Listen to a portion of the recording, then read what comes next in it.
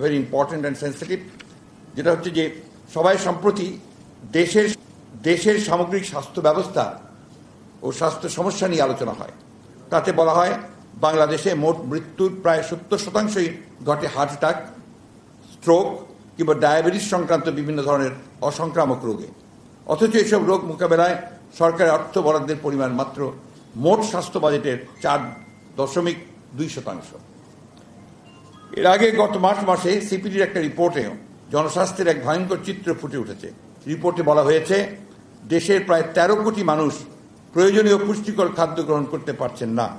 গত মার্চ মাসেই বাংলাদেশ নিরাপদ খাদ্য কর্তৃপক্ষ বিএফএস এর শীর্ষ কর্মকর্তা বলেছেন দেশে প্রতি বছর 1,14,000 মানুষ ক্যান্সারে মৃত্যুবরণ করছে। এই ক্যান্সারের মূল কারণ অনিরাপদ খাদ্য। এখন প্রশ্ন হচ্ছে জনস্বাস্থ্য সুরক্ষায় অবৈধ সরকারের কী ধরনের ব্যবস্থা নিয়েছে?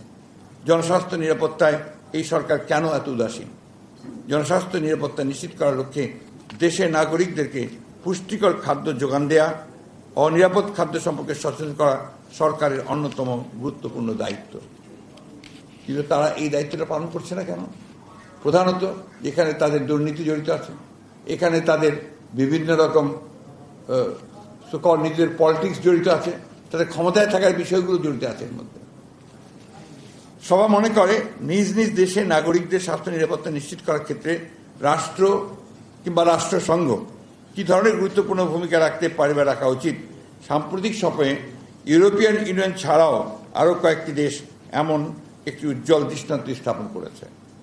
ইউরোপিয়ান ইউনিয়নের খাদ্য নিরাপত্তা নিয়ে কাজ করা সংস্থা rapid alert system for food and feed RFFF গত এপ্রিল মাসের শেষ সপ্তাহে প্রকাশিত একটি রিপোর্টে বলেছে ইউরোপিয়ান ইউনিয়নে রপ্তানি করা 527টি ভারতীয় পণ্যে ক্যান্সার উপযোগী উপাদান পেয়েছে ইউরোপিয়ান ইউনিয়ন।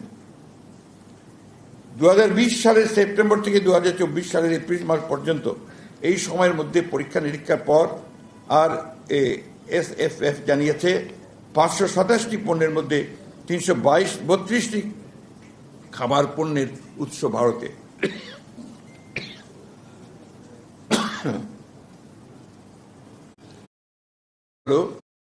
ব্যবহার করা হয়েছে। এসব ভোগ্য পণ্যের মধ্যে রয়েছে বাদাম, তিল, বীজ, ভেষজ মশলা, ডায়াবেটিক জাতীয় খাবার। এ সকল পণ্যের মধ্যে ক্যান্সার সৃষ্টিকারী উপাদান ইথিলিন অক্সাইড শনাক্ত করা হয়েছে। এই রাসায়নিক উপাদান মানবদেহে প্রবেশ করলে ক্যান্সার আক্রান্তার পাশাপাশি লিম্ফোমা ও লিউকেমিয়ার ঝুঁকিও রয়েছে।